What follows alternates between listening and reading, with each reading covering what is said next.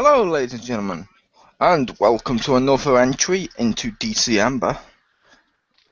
In case you're wondering, the previous ones were available on Twitch and should be under my Twitch archives. But right now, it's time for the DCember's look at Justice League and Justice League Unlimited cartoons. Joining me for this is, from the TV side of stuff, James Phoenix. Hello. From the movie side of stuff, Marcus Shadow. I'm Batman. No, you're not. And fresh from picking out Elton John's wardrobe, Simon. I approve. That is Shadow's Maw approved. Okay, I'm in a fucking t-shirt and joggers. That's not fucking Elton John. And hi. But no, we're here to just slightly briefly and stuff review and discuss the Justice League cartoon and its respective spin-off / continuation of Justice League Unlimited. Yeah. So I'll begin first. I will say, on the Justice League side of things first, before we get to the Unlimited, I really liked Justice League. I loved how they crafted it together. I will admit, in hindsight, going back and rewatching it, some of the characters did just fucking come out of nowhere for the first episode, but that's okay. Yeah. However, I liked it. The only problems I had with it was a little too, and I understand why, but it was a little too political correctness. Yeah. Because I have nothing against like the female characters or black characters and stuff, but instead of being Jon Stewart, it should have been Hal. Yeah. Instead of being Hawkgirl, it should have been Hawkman. Yeah. At least they're my opinions. However, they were great. Those two people were great characters. Hawkgirl was a great character, so was Jon Stewart. It's just I preferred the original versions of those, or the more iconic ones, and I think they belonged more in the Justice League. But that might just be me. That's fair enough. Yeah, I agree. Like you said, the characters were good. They were well written. They were well voice acted. Very well voice acted. But yeah, especially if you're making this something for the DC fans, which this quite obviously was, coming hot off the heels of Batman and Superman. It was quite obvious that Justice League was made for the fans. Yeah, when you say Justice League, they're gonna think Hal Jordan. They're gonna think, Kater Hole.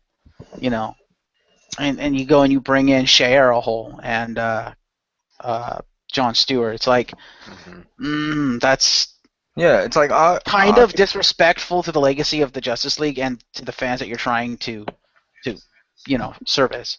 True, but you have to remember a couple of things. Number one, you have to remember what network this show is on. It was on Cartoon Network.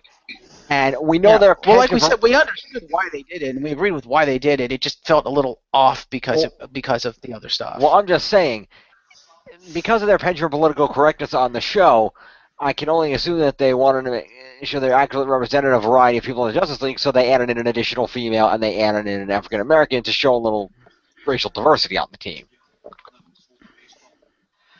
They have a Martian. Isn't that racially diverse enough? That's not racially, that's specially. That's different. Technically, I think technically they also went with a different Flash than the first Flash. I think they went with Wally, yeah, but he Wally, was also I think because he'd been around long enough, and he was the current Flash in Justice League. And to be fair, even at the time, unless you were like old school fan, when you say Justice League, the Flash that most people associate with the Justice League at its core is Wally West, even though it should be Barry Allen. Yeah. See, I always associated it with Barry, even as a little kid. But it might just be me. See, ironically, even though I like Barry better, and I had seen stuff with him and whatnot, Wally West was the first Flash I was exposed to. Which is fair enough, but then wait. You were exposed to someone in a Flash costume? That sounds so disturbing. Have you let the authorities know? Now, Jeffrey, did you let your mother and father know? Because, let's face it, a minor like yourself shouldn't deal with this sort of thing. Okay, here's a Flash doll. Show me where he touched you. Okay, like, And here's a speedometer. Show me how fast. No, I'm kidding. Yeah, I understand that. Lots of people were the same way. Lots of people prefer Wally. I mean, that's why I was okay with Wally being in there more than I was exactly. the other Yeah. ones. But the other two just felt like they were there for the political correctness. Yeah. It's like there was other characters they could have used. Yeah, it felt like they didn't quite fit. They didn't quite belong. Yeah.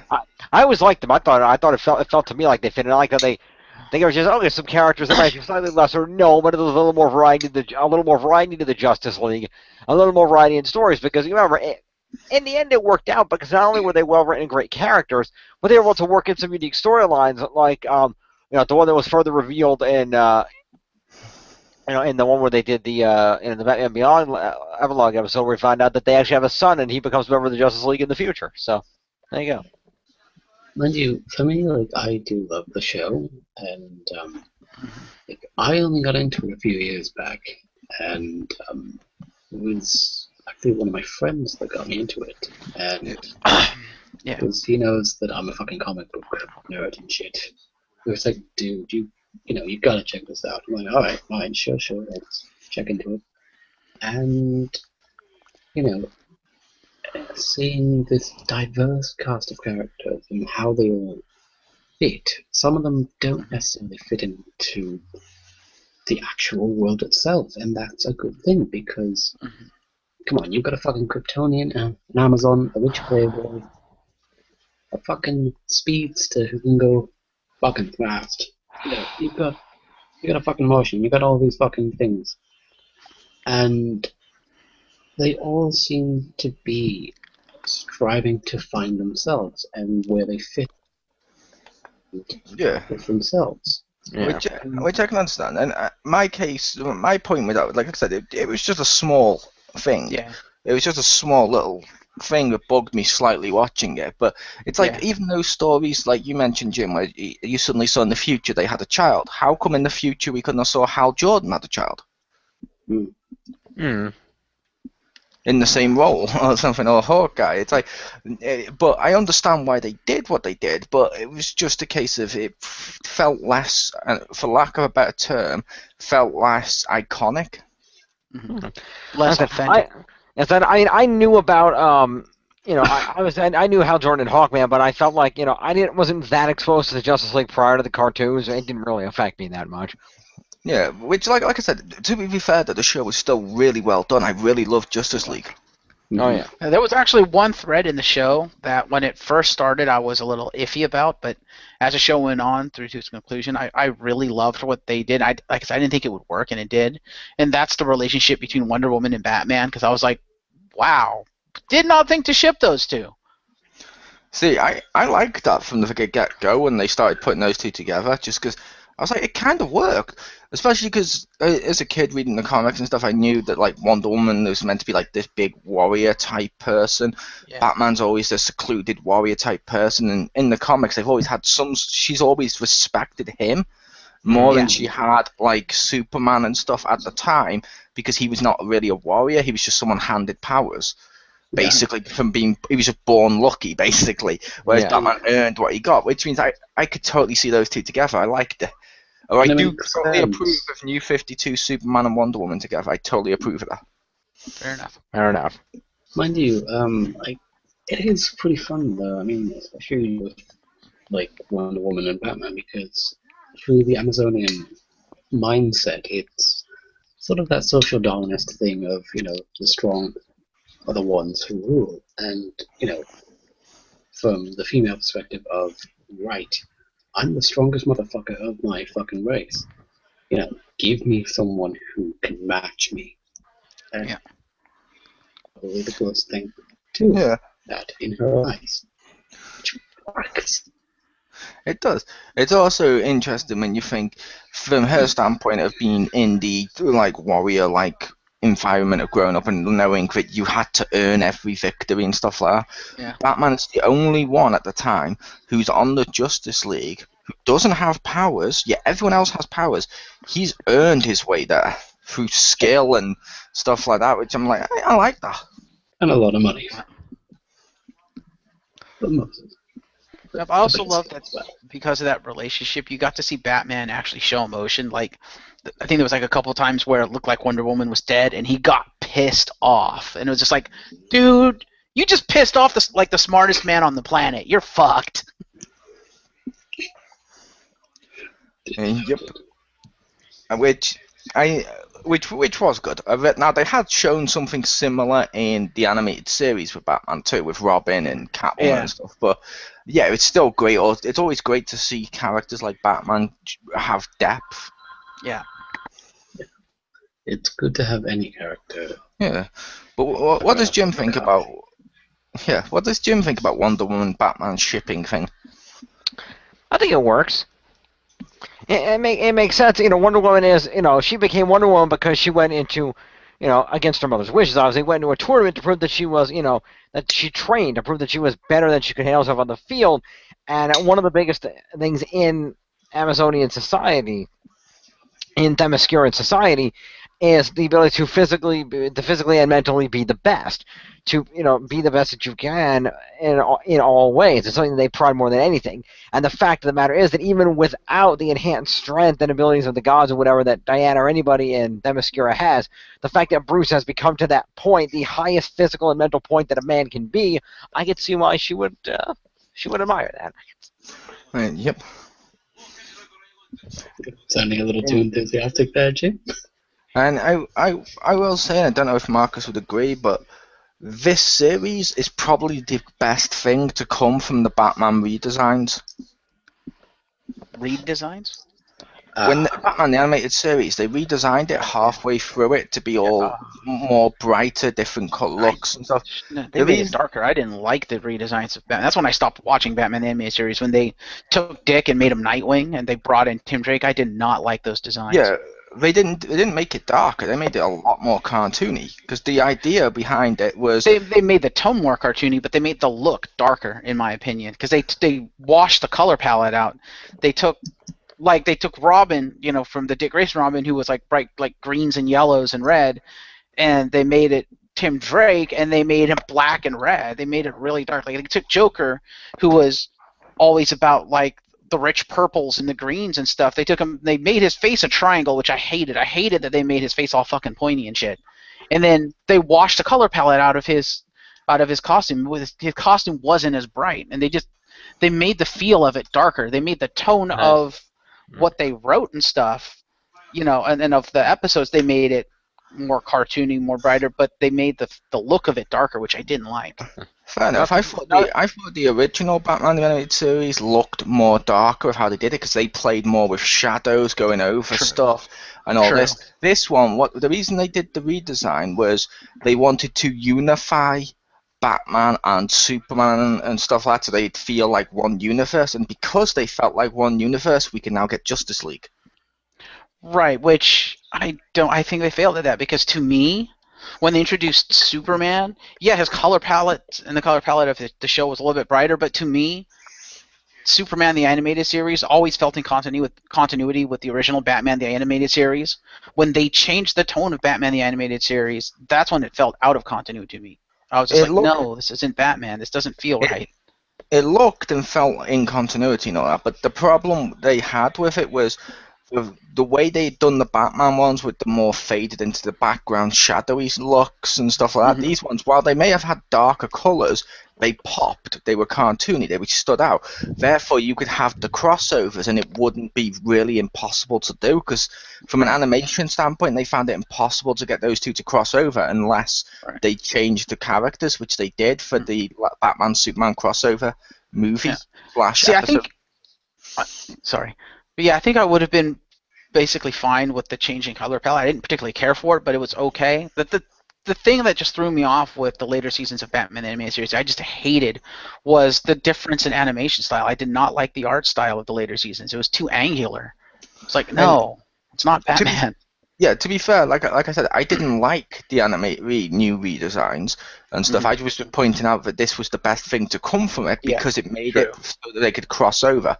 Because Now, I liked Ivy's redesign where they made him more like an elf and all pale, and I loved that the design. But yeah, overall, the series wasn't quite the same at that point. Yeah, Batman one, but when we got to Justice League, I liked what they'd done, so it was cool seeing them all cross over and stuff and putting a Justice League. I just wish we'd had like a Wonder Woman TV show first.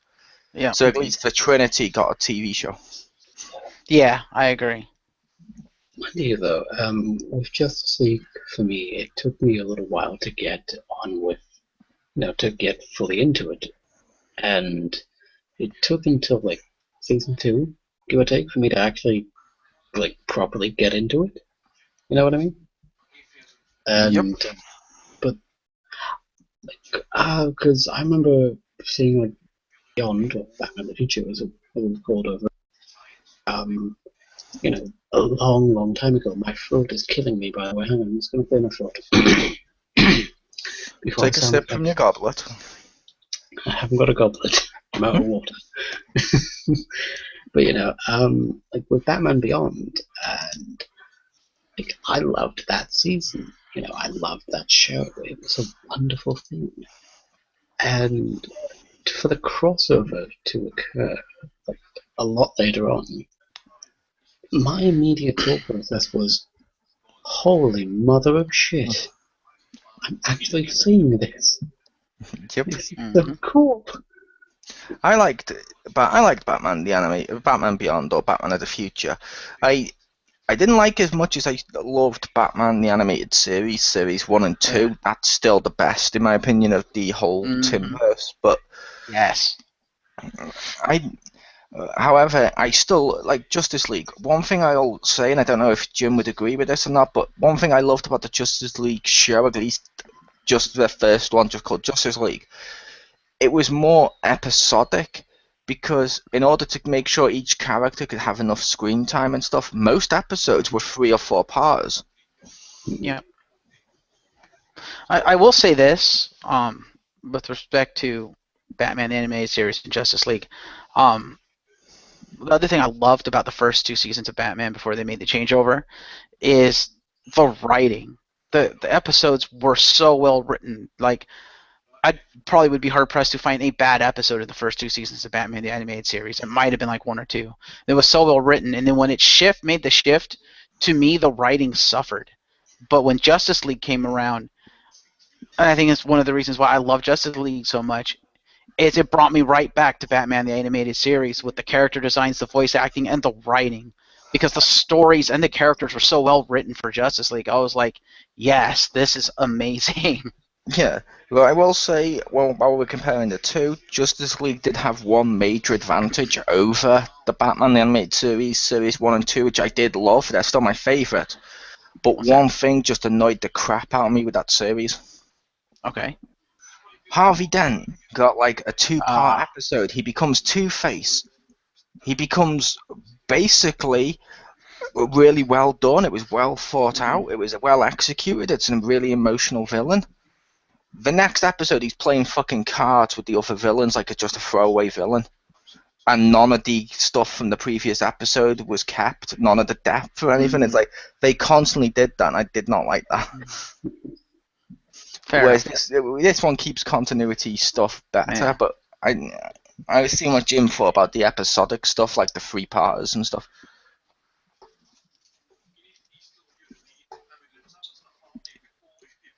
Is Jim ignoring the podcast? Sounds like it. Not. No, I'm here.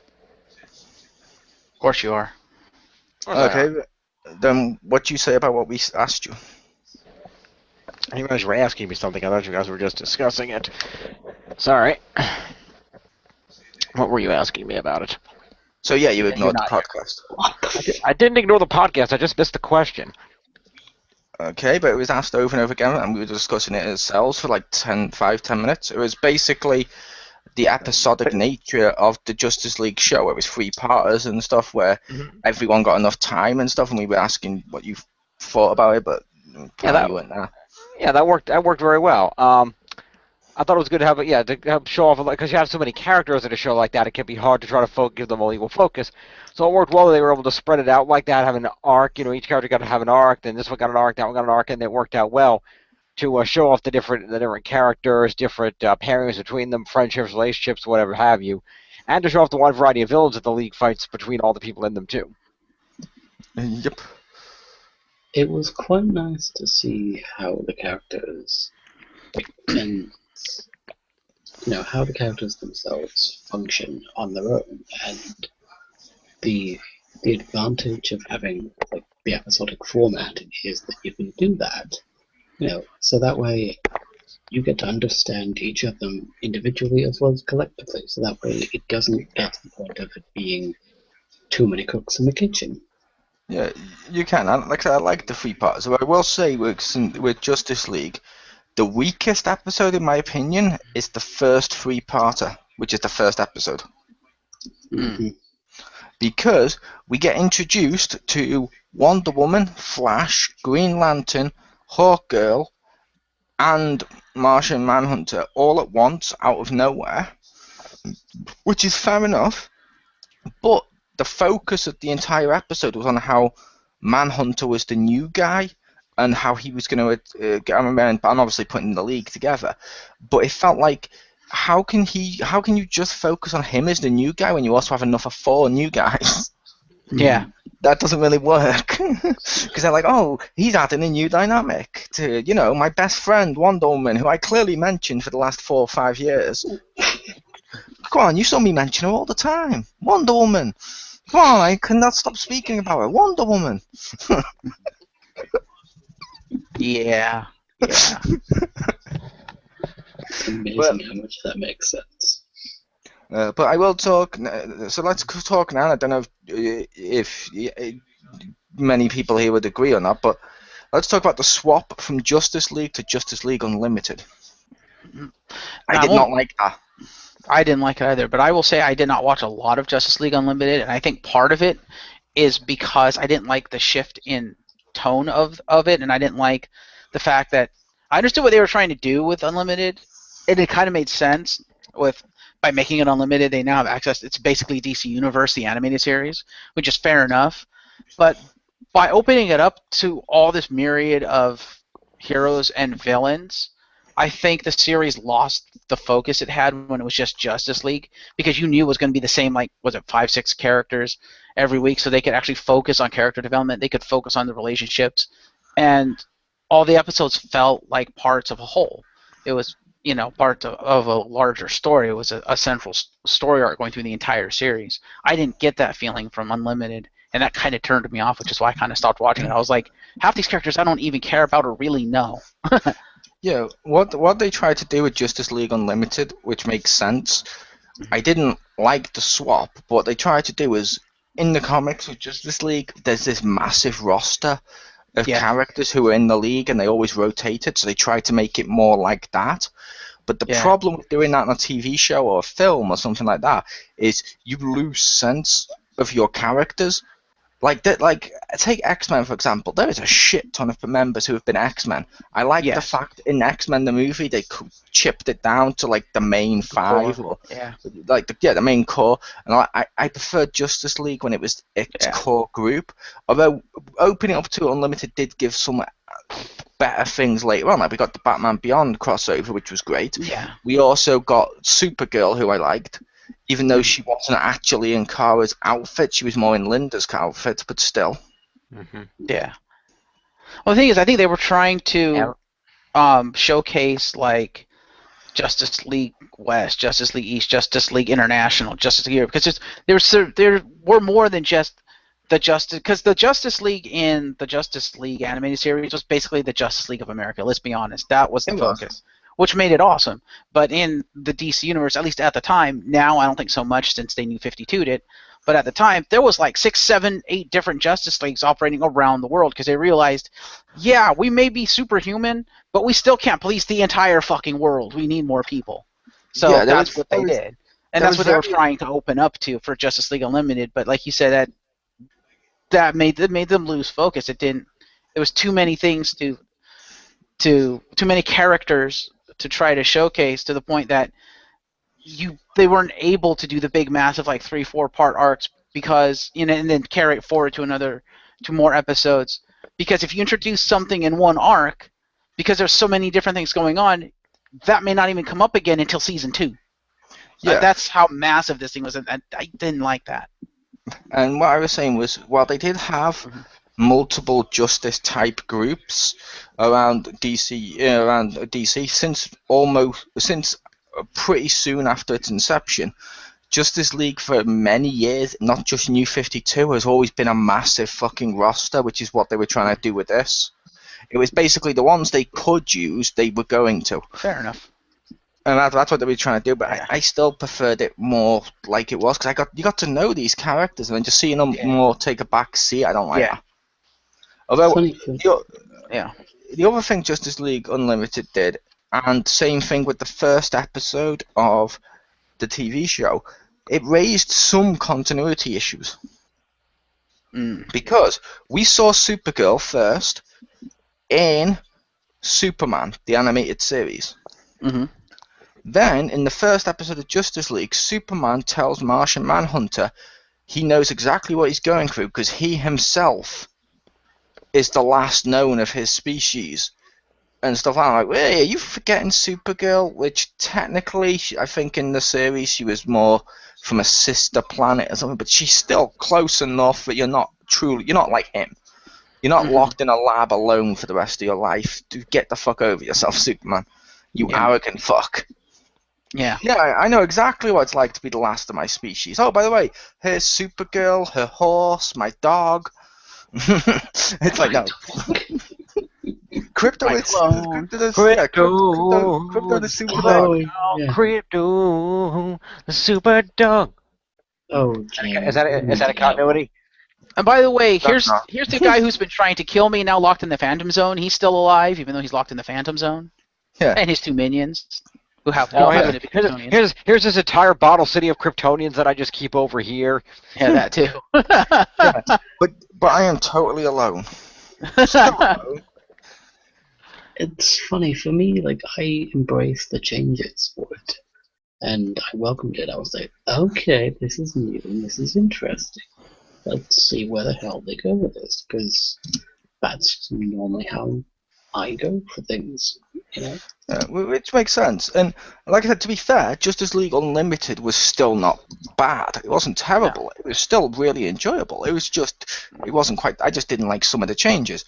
Now, one change that Justice League Unlimited provided is they finally fixed Batman.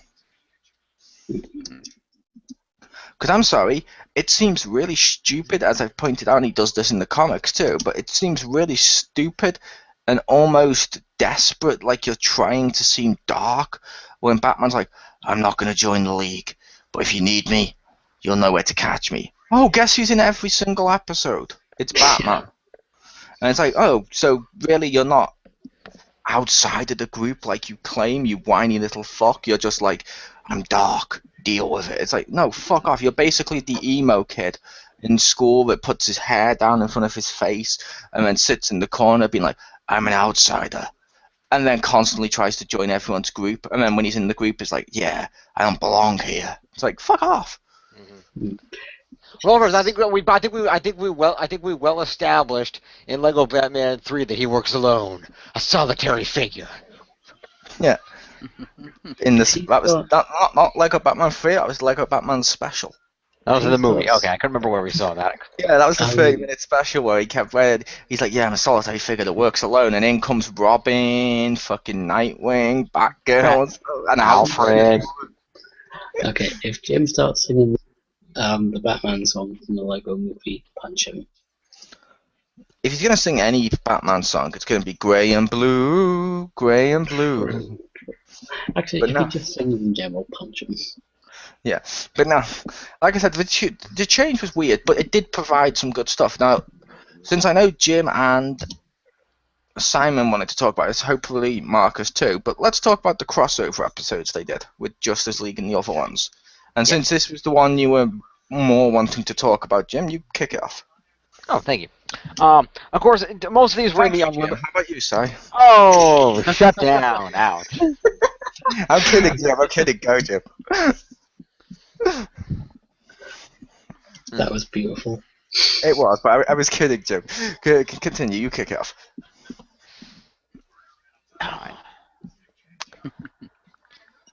Anyway, He's dejected. fuck you. Come on, Jim, get him over. Mm-hmm. Before I die of old age. Use your words. Yes, you have a mouth. Yeah. Anyway, so a lot of crossovers. Most of the crossovers for Justice League were in the unlimited portion of the program, obviously. And some of the ones that I particularly always remember are the ones involving both Static Shock and Batman Beyond, or Batman in the Future, as our British friends might know it, because they have to rename everything for some reason. So how is your Harry Potter and the Sorcerer's Stone?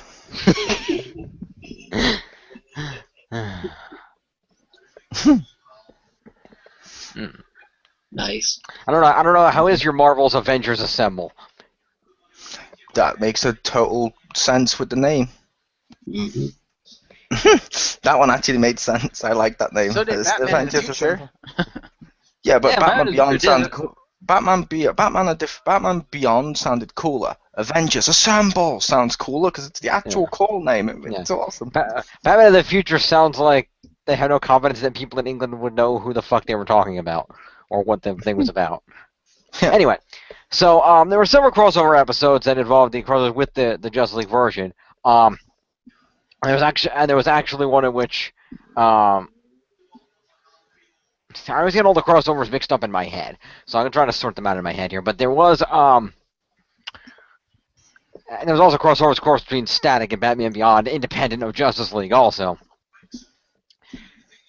But one of the big ones that's always remembered is the episode of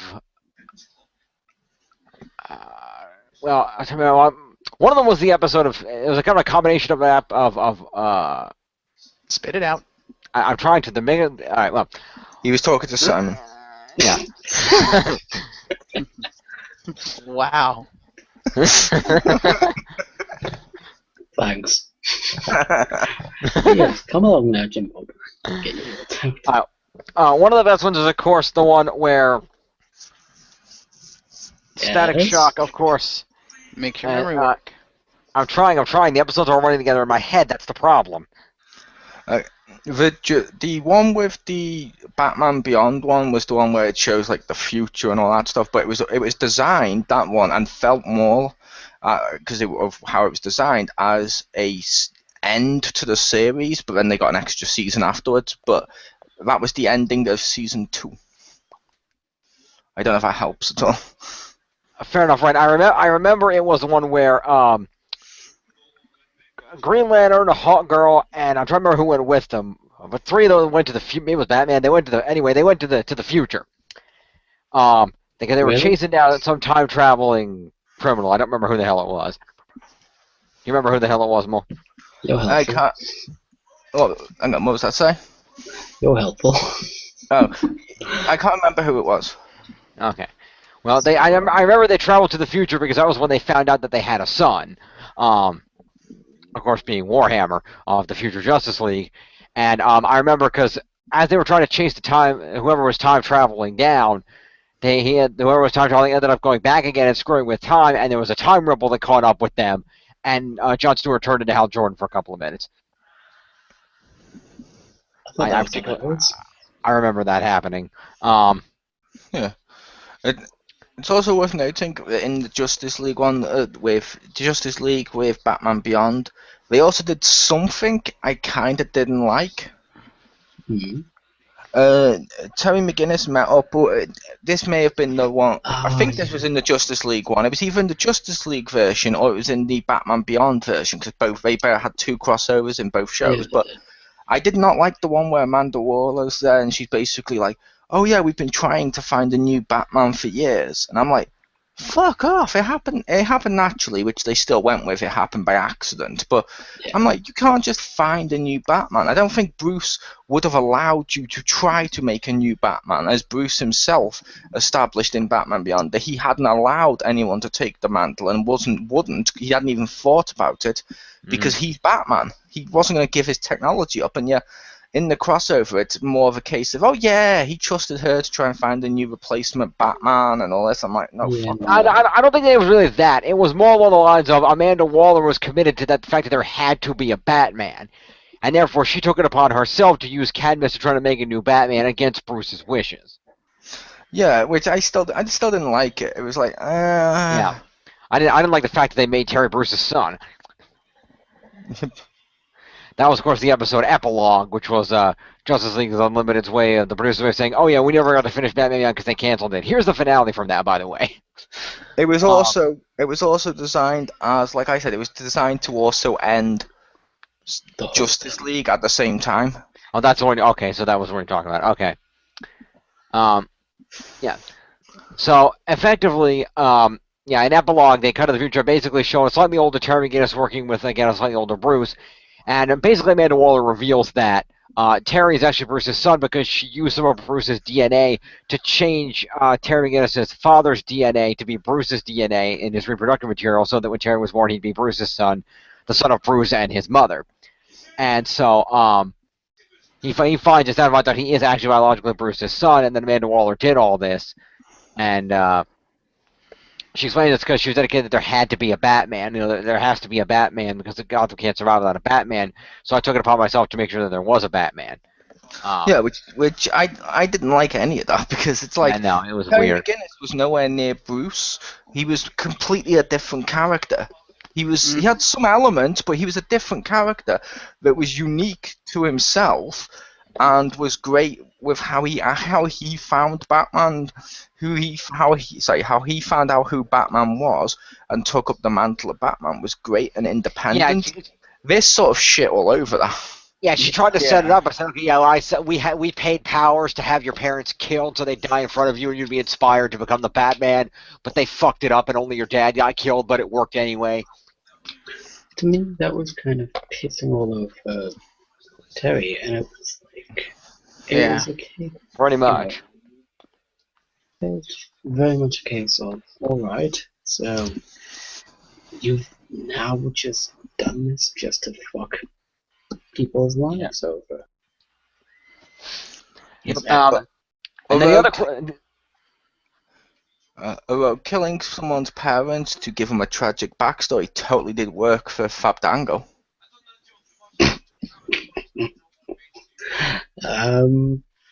No comment with regards to that.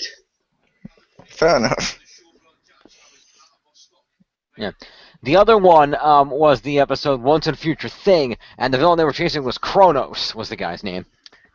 And Batman, Wonder Woman, and Green Lantern it was not Hawkgirl. It was Green Lantern, Wonder Woman, and Batman got transported 50 years into the future to stop him with the help of the Future Justice League, consisting of Terry as Batman, Future Static, who had been established in the Static Shock Batman Beyond crossover, where Static got knocked into the future and met his older self and had to save him, and Warhawk. And they basically were trying to stop Kronos. There was a lot of time travel stuff going on. There was basically, history is changing. Like I said, there was that point where Jon Stewart turned into Hal Jordan for a minute, and they're like, who the hell are you? Like, I'm Hal Jordan. Who are you? I gotta admit, my favorite part in that is old Bruce and young Batman meeting, and he's just like, I can't believe I was ever this green. This is how you Batman flips a dude upside down and hangs him over a building. I really used to do that. Yes, it's just fucking disgust of how he used to. Yeah. Fucking brilliant. Well, I will say, as we started to talk before the podcast came on, and this has to inevitably be brought up, they did do the crossover with Static Shock, which, like I said, Static Shock crossed over with the animated series of Batman too. I didn't like Static Shock being part of the Justice League animated universe because he was written by different people, he was drawn differently, and everything about it, none of it felt like it belonged within the same universe. Like, it didn't gel, which that doesn't work. And I'm like, when they did the crossover, that one I was like, with the crossover, just because I didn't think Static Shock belonged in the animated universe. That's why, as I mentioned, I constantly refer to it as the Timverse, just to go with just the Bruce Timm established series, isn't it, to ignore Static Shock. Right. Even though Static Shock would have been good as a standalone series, it just didn't belong gelled together. Yeah. It's like right now on the CW, I like the Vampire Diaries, as people know, and the originals, but I don't want them crossing over with my Arrow and Flash because they don't belong. Yeah, but I think the reason they did that is because after the success of the cartoon, the TV show, Static Shock, they canonized him in the actual DC universe in the comics. He was already canonized in the comics and stuff. I'm aware of that. He was. I thought he was part of a different because he was in the what's the other one? The one with like Ultraman and stuff like that. Yeah, but he was, like I said, he was part of the DC animated, the actual DC continuity. I didn't mind him being in part of the DC comics and stuff because he feels like part of the comics. I just felt when you have 99% of the whole universe crafted and drawn and stuff in a certain style and matched with certain writing styles and techniques, and then to have this 1% that didn't feel like that, it felt more like MTV Spider-Man. I don't want this to be meeting. Well, what I was getting at around that time, that's around the time that he exploded onto the small screen and the cartoon was all uber popular. That was also around the time, I believe, that they did the Death of Superman, which is when they started to canonize the two universes together as kind of coexisting or being parallel universes. So they had brought Static into the actual mainstream DC universe for crossovers and stuff. And because of that, I think it was probably pretty well received. I would imagine they felt, okay, let's do that for the cartoons as well. And I think that's why they did that, to kind of try to cash in on what was actually happening in the DC universe at the time and the popularity of what was happening. See, I think it was more of a case of Static Shock, as much as I'm not a big fan, I think it was good and as a standalone series or whatever, but I know people like Jim liked Static Shock. The cartoon was popular enough that they were like, okay, let's just put it in with that, because fans who like that will also inevitably probably like the other ones, so if we cross it over with them, they're going to go and watch the other one. Yeah, I think it was a little bit of that. What you said, what I said. Yeah, and of course, then there's also the crossovers of Static Shock, again with the Justice League. Specifically, there was individually crossover with individually members of the Justice League, such as the time the Joker showed up and started recruiting Bang Babies to a gang, and Batman and Robin showed up to help him, or the time that Toyman started playing around and Superman came over to Dakota to help him. But yeah, which they weren't crossovers with Justice League. They were crossovers with Batman the Animated Series and Superman the Animated Series. Fair enough. And then the first full crossover between them was a League of Their Own, in which the Watchtower has a sudden power drain, so they bring Static up to jumpstart the thing before it hits the atmosphere. But when he jumpstarts it, he actually frees Brainiac. Yep. The Teen Titans were actually planned to be in that too, but their show hadn't premiered yet, so they scuttled the plans for that. Which also definitely wouldn't have worked. Teen Titans definitely didn't belong in that fucking show, in that universe. Yeah, I can agree with that. Because fuck that cartoon. I'll tell you what, I do like Young Justice. Young Justice was fucking awesome. Yes. Young Justice was awesome, but indeed. But yeah, so and the other individual crossover with it would have been the episode Fallen Hero. In which Static has to face off against his hero idol, Green Lantern Hal Jordan, when he starts causing chaos all over town because one of them is being mind controlled. In this case, John Stewart's being mind controlled, and Static Shock has to stop him, which is kind of cool. It's actually a playoff of the Green Lantern storyline where Hal Jordan is being controlled by Sinestro, and John Stewart has to stop him, but they rewrote it. Yep. So that worked, and then of course the Once and Future thing, of course, where we see the team ups as the Justice League's traveling through time. That was fun. Yep. And like I said, Justice League and Justice League Unlimited, while they feel different, they are still technically the same show. I think they did a good job with it. I agree. And I'll try to wrap this up quickly and just say everyone say your final thoughts on the Justice League and Unlimited. Let's go with either the mustache or the Jeff first. Okay, we're going to kick it off with Simon. Son of a bitch. I agree. No, I'm kidding. Take us away, Marcus. All right. Oh, like I said at the top of the show, I haven't watched a lot of Unlimited, but I liked both series. I liked the regular one more. I've since gone back and seen a couple of clips from Unlimited and stuff, and it didn't seem too bad. Not sure how not sure how I feel about how they aged Jon Stewart. I kind of didn't like the redesign of him with the scraggly ass beard and stuff. I'm like, artificial aging, but but it makes him badass. Not really, but Unlimited was a good show. It had some good concepts. It had some good stories. It was just kind of all over the place with how many characters they had to kind of shoehorn in. So, if you're a DC fan, I recommend watching both. Definitely highly recommend Justice League, the original animated series, because that was an awesome, awesome show. But yeah, check them both out because there's a market for both, and you may like Unlimited. Fair enough. So take us away next, Jim. And the reason I went with you first, Marcus, instead of Jim first was, I believe when we went to do this, Jim mentioned he hadn't watched all of it. He'd only seen bits here and there, which is also good to have that perspective too. Yeah, like I said, I saw a lot of the because like I said, I watch Static Shock, I watch individual animated series, so I saw a lot of the crossover episodes, and Batman Beyond I was a big fan of. So I saw a lot of the crossover episodes, and not necessarily a lot of the episodes of the two series proper. I've seen a few here and there. I remember they opened up, they did the Starro thing and everything, but beyond that, I didn't see a whole lot. But it was always a really well-made show, from the animation to the voice acting to the storylines to respecting the DC properties. I was just going to say, the first episode of Justice League was not the Starro stuff. That was the Batman Beyond one. The first one of Justice League was the evil aliens from Mars and shit that were taking over with introducing Manhunter. Okay, well, the Starro thing happened in there somewhere. It did. Anyway, I knew it was in Justice League somewhere. Anyway, so overall, it's a great series. Well animated, well written, well voice acted. There's issues here and there, but I think it's just a matter of Tim and these people just tried to be creative overall, tried to use what they had, give it a variety, and not have the same old stuff that you've seen before, and try to use characters that were most likely the ones that were popular in the comics at the time.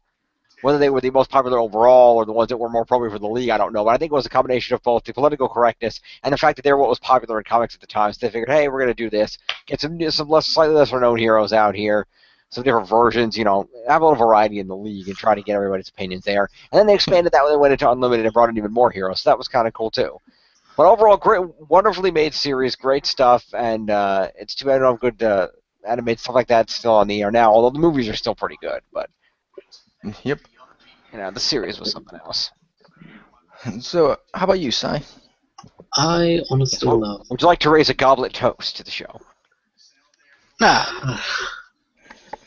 I will drink a Southern Comfort after this, though. Okay. I honestly love both series. And it's funny, one of my favorite episodes is dies when Batman's forced to take her out. I love that. And to see. I was going to say, could you repeat that last bit again? Only because I don't know if it was just my end, but you cut off and then came back with when he died. When he died.